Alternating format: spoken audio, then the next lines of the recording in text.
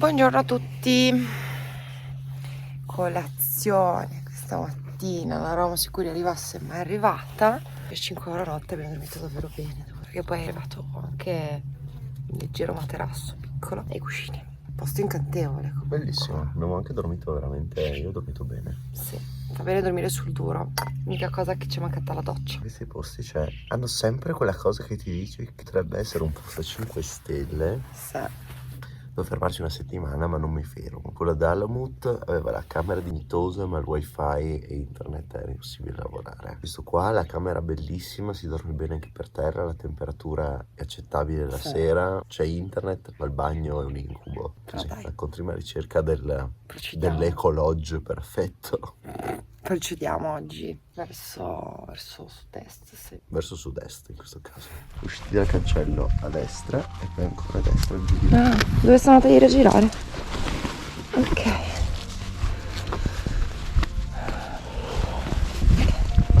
Thank you, merci. Merci.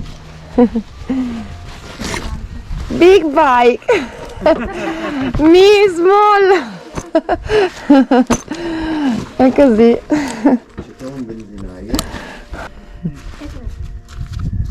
Vai, ti fai un papà. Vai.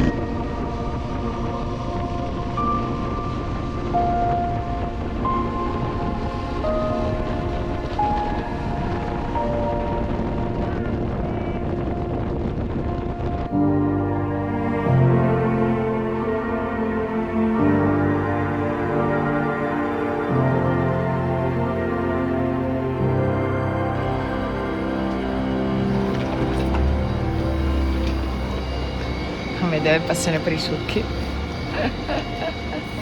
Spostati che abbiamo preso l'acqua. Abbiamo preso l'acqua.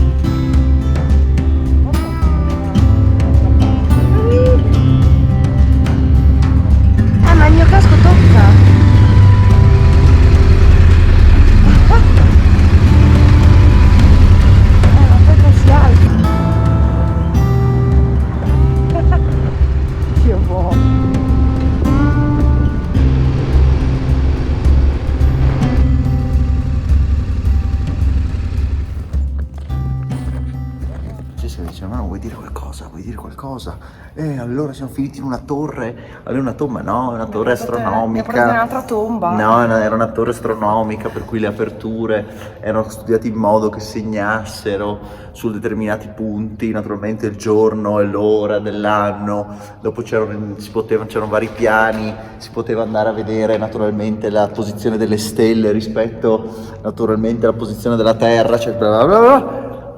Vuoi sapere tutto? No, non ti racconterò tutto, perché sennò dopodiché non dici che senso ha tornarci. Invece bisogna ti do qualche piccola informazione, così un giorno ti dirò, ma sai quella volta non ti ho detto che siamo andati a vedere la torre vicino a Mashhad di Raqqad, e tu mi dirai, oh bla bla, torniamoci, e ci torneremo, perché sennò si vede le cose una volta sola e ti dico tutto. Ce la prendiamo tutti con te, che non ci dici tutto. Che vengano a Sono vedere tu che questo torni 77.000 volte giusto in Iran. per scoprire sempre nuovi pezzettini, per cui non ti dico tutto perché non merita sapere tutto, sempre tutto, subito. Che volpe. E come avete presente che c'era quella sottospecie di truffa D'Agostini, quelli compra il primo pezzo del galeone spagnolo, che erano 200.000 uscite, stavi 10 anni, la prima uscita costava 1,99 €, tutte le altre 200 euro l'una. Una truffa! Ecco, è così, un po' alla volta sono una truffa.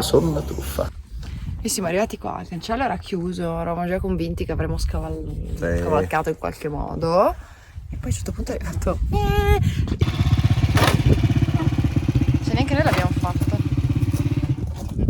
E sai la scena del ciclone, di Pieraccioni, che gli giunge voce che ci sono le fighe spagnole che ballano e lui arriva come un pazzo.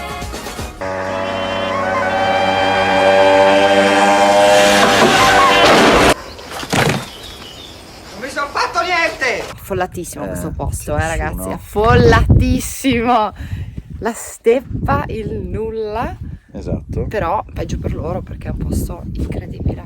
Guardate, la base è stata un po' restaurata, questo si vede già il fascione della base che era un pochino più simile all'originale. Dopo ci sono queste 36 colonne con iscrizioni sopra in cufico, perché la torre è databile intorno all'anno 1000-1100 ed è stupenda.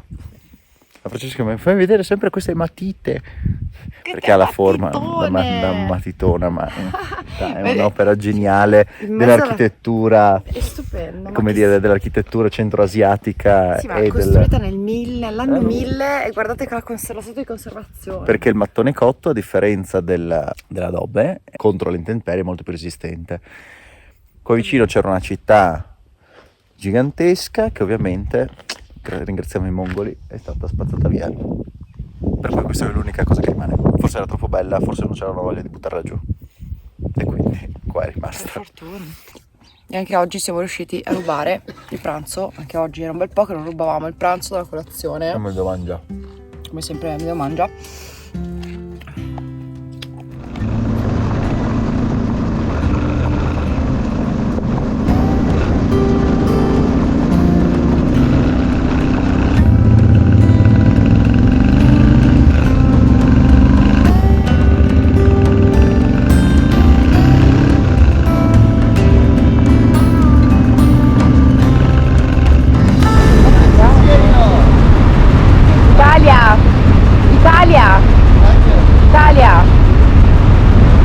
Ci troviamo nell'estremo nord-est dell'Iran. Il traffico si intensifica all'ingresso di Mashhad, la seconda città più popolata dell'Iran.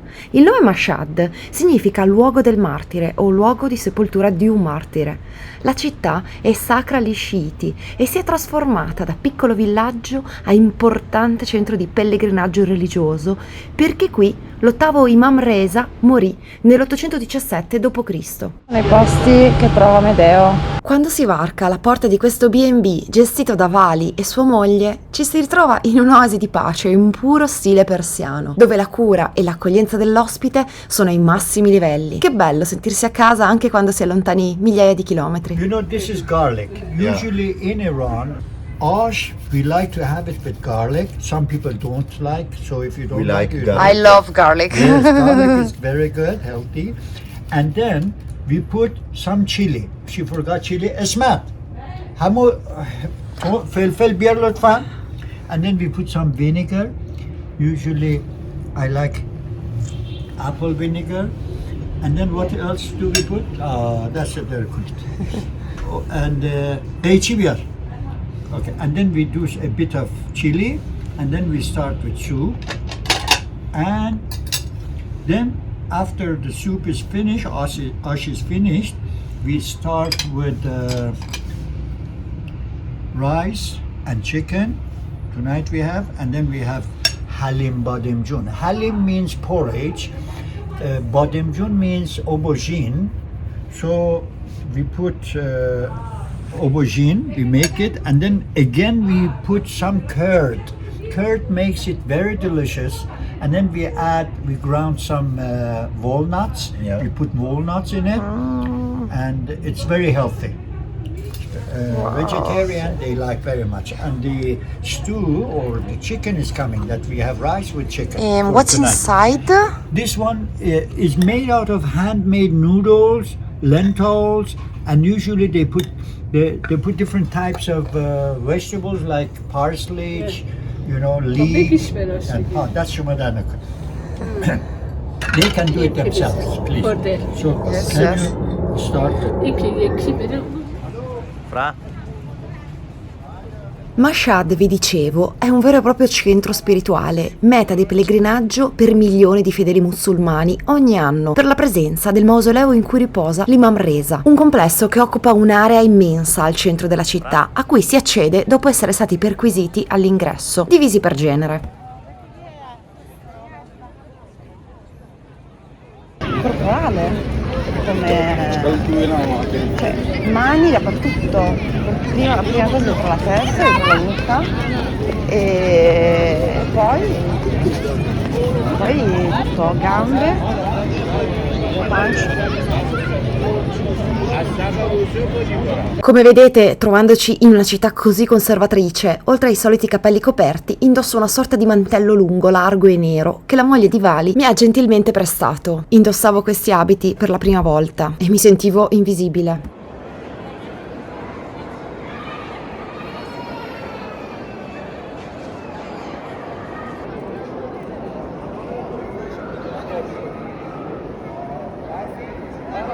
Sono qui per osservare, non per giudicare. Una grande sfida questa.